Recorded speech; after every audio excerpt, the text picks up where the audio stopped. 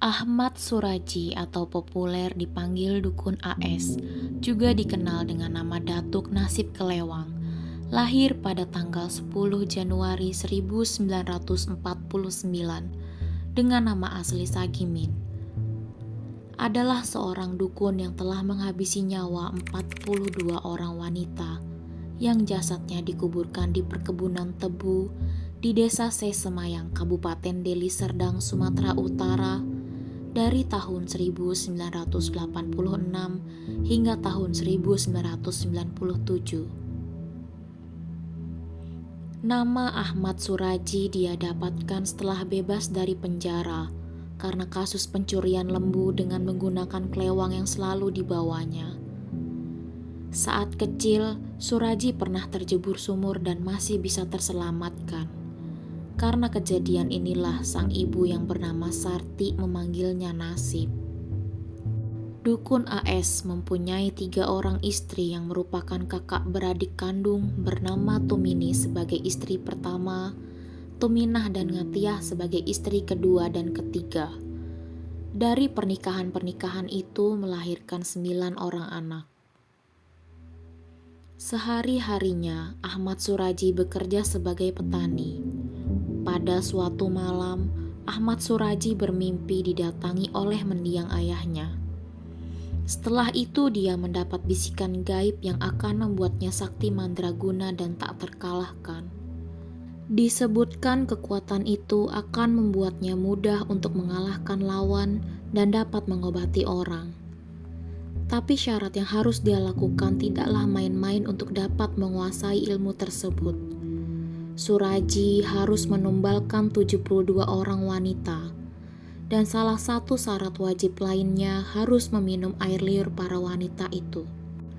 Sejak usia 12 tahun, menurut kesaksian sang ibu, Suradji memang sudah senang mempelajari ilmu-ilmu perdukunan dengan membaca buku-buku peninggalan ayahnya yang bernama Jagon, yang merupakan seorang dukun juga. Entah benar-benar sakti atau tidak, oleh masyarakat, Suradji dianggap sebagai orang pintar atau dukun. Maka disematkanlah nama Datuk kepadanya. Banyak orang yang datang ke rumahnya, baik untuk berobat karena sakit, pasang susuk agar terlihat cantik, untuk pemikat, dan hal-hal gaib lainnya. Pada suatu siang, menurut kesaksian dari Yanti, salah satu saksi hidup yang berhasil menyelamatkan diri dari aksi Suradji, dirinya mendatangi Suradji untuk meminta bantuan agar ia bisa terlihat segar dan cantik seperti temannya yang sudah pernah menggunakan jasa Suradji. Saat awal pertemuan, Yanti hanya diberikan mantra-mantra dan air putih yang sudah diludahi oleh Suradji. Dan untuk pertemuan selanjutnya, Yanti diminta Suradji untuk bertemu di perbatasan desa. Lalu Yanti diajak ke sebuah ladang tebu di belakang rumah. Suasananya benar-benar sepi dan gelap. Tapi Yanti belum menaruh rasa curiga. Saat sampai di ladang tebu, Yanti diminta Suradji untuk membuka seluruh pakaiannya. Yanti merasa ragu, tapi Suradji mengiming-imingi kalau ingin terlihat cantik dan lancar rezeki. Memang begitu syaratnya.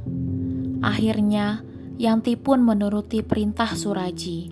Di dalam karung yang dibawa Suradji, ia mengeluarkan sekop dan peralatan lainnya untuk menggali lubang kecil. Suradji memerintah Yanti untuk masuk ke lubang tersebut dan melakukan tapa pendam. Disinilah Yanti mulai merasa curiga. Namun lagi-lagi Suradji meyakinkan Yanti untuk melakukannya. Beberapa saat kemudian, Suradji mulai membekap mulut Yanti, dan secara refleks, Yanti melawan sampai Suradji terjungkal ke dalam lubang galiannya.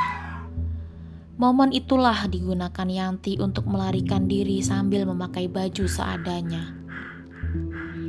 Tapi saat itu Yanti tidak menceritakan kejadian yang telah dialaminya kepada siapapun, karena dia malu jika bercerita berarti membuka aibnya juga. Hingga pada tanggal 27 April 1997, seorang pemuda menemukan jasad seorang wanita tanpa busana di ladang tebu. Desa Sei Semayang, Kabupaten Deli Serdang yang damai menjadi ramai dan makin heboh saat terdengar kabar ada warganya yang sudah 3 hari menghilang. Warga tersebut bernama Sri Kemala Dewi yang biasa dipanggil Dewi, berusia 21 tahun. Akhirnya warga pun berbondong-bondong membongkar ladang tebu tersebut. Kepolisian pun datang dan melakukan investigasi. Seminggu setelah penemuan jasad Dewi, polisi mendengar kabar bahwa Dewi sempat bertengkar dengan suaminya Tumin, bahkan sampai pisah ranjang. Karena adanya keyakinan dari ibu korban bahwa Tumin yang menghabisi anaknya, akhirnya polisi menahan Tumin untuk penyelidikan. Polisi tidak terburu-buru menetapkan Tumin sebagai tersangka, karena beberapa tahun sebelumnya, saat penyelidikan juga pernah ditemukan jasad di ladang tebu itu. Penyelidikan sempat tertunda karena kurangnya barang bukti. Hingga pada beberapa waktu kemudian, ada seorang warga bernama Andreas yang mengaku bahwa dia sempat mengantarkan Dewi untuk bertemu Suraji. Dan tidak lama polisi akhirnya mendatangi Suraji. Namun Suraji dapat berkilah bahwa Dewi memang sempat mendatanginya, tapi setelah maghrib Dewi sudah pulang. Sampai di sini polisi terpaksa menunda penyelidikan kembali. Namun polisi tak menyerah begitu saja dan mendalami kasus orang hilang dalam beberapa tahun ke belakang. Ternyata ditemukan bahwa dari sekian banyak orang hilang, ada beberapa orang yang merupakan pasien Suraji. Disinilah benang merahnya. Atas hal ini, akhirnya polisi pun menggeledah rumah Suraji dan menemukan sejumlah pakaian serta perhiasan wanita yang salah satunya adalah milik Dewi. Suraji dan ketiga istrinya pun akhirnya ditangkap. Dalam interogasi yang panjang, akhirnya Suraji mengakui perbuatannya, dibantu oleh istri tertuanya, Tumini. Sedangkan kedua istrinya yang lain, Tuminah dan Ngatiyah, tidak ikut terlibat dan akhirnya dibebaskan. Suraji disidangkan di Pengadilan Negeri Lubuk Pakam, Sumatera Utara pada tanggal 22 Desember 1997. Saat itu sangat ramai masyarakat yang mengikuti persidangannya, sampai-sampai polisi harus menyiapkan 4 peleton untuk mengamankan jalannya sidang. Dalam sidang, Suraji menolak laporan BAP polisi karena pengakuan menghabisi 42 orang itu muncul berdasarkan dari bisikan gaib karena paksaan saat proses interogasi. Hal yang sama juga diungkapkan oleh Tumini. Semua tuduhan mereka anggap kebohongan besar. Sidang pun berjalan alot dan dilaksanakan berkali-kali. Hingga pada 24 April 1998, Majelis Hakim yang diketuai Hakim Hauguaro Harefa SH menjatuhkan putusannya. Suraji divonis hukuman mati. Lalu Suraji mengajukan banding, tapi ajuannya ditolak oleh Pengadilan Tinggi Sumatera Utara pada 27 Juni 1998. Begitu juga kasasi ke Mahkamah Agung ditolak pada 27 September tahun 2000 dan Mahkamah Agung kembali menolak PK Suraji pada tanggal 28 Mei 2003. Sedangkan Tumini mendapat hukuman seumur hidup di lapas Tanjung Gusta.